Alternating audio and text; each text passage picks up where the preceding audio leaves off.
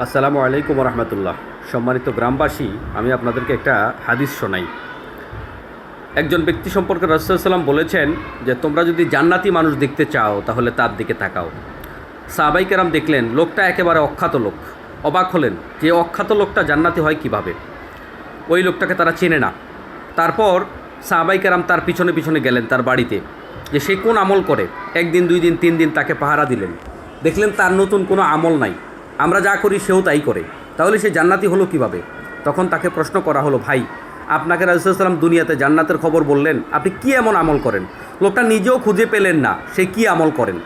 তখন এই লোকটা ভেবেচিন্তে একটা পর্যায়ে বললেন, দেখো আমার একটা অভ্যাস আছে, আমি যখন রাতেরবেলা ঘুমাতে যাই তখন আমি আমার সাথে যত লোকের লেনদেনে, কাজ কারবারে, মুআমালাত, আচার আচরণে আমি যাদের কারণে কষ্ট পেয়েছি, যাদের সাথে আমার মনোমালিন্য আছে, কষ্ট আছে, আমি প্রত্যেকটা লোককে মাফ করে দিয়ে তারপরে ঘুমাই। সাহাবায়ে কেরাম এখান থেকে শিক্ষা গ্রহণ করলেন যে ঘুমানোর সময় যে লোকটা সবাইকে মাফ করে দিয়ে ঘুমায়, এই ক্ষমার যোগ্যতাটা তাকে দুনিয়াতে জান্নাতের শুভ সংবাদ দিয়েছে।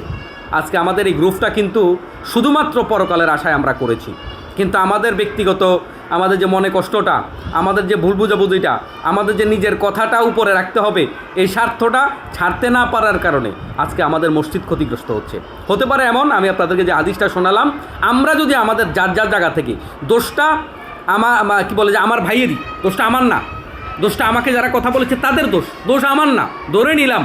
কিন্তু এই জায়গায় যদি আপনি মাফ করে দিতে পারেন, মাফ করে দিয়ে একটু চুপ হইতে পারেন, আমি আপনাদেরকে বলবো এই হাদিসটা আপনার আমার জন্য কাজে লাগতে পারে, হতে পারে এটার ওসিলায় আমাকে আল্লাহ তাআলা জান্নাত দিয়ে দিবে। প্লিজ ভিডিওটা সবাই একটু শুনবেন, সবাইকে একটু শোনাবেন। আসসালামু আলাইকুম।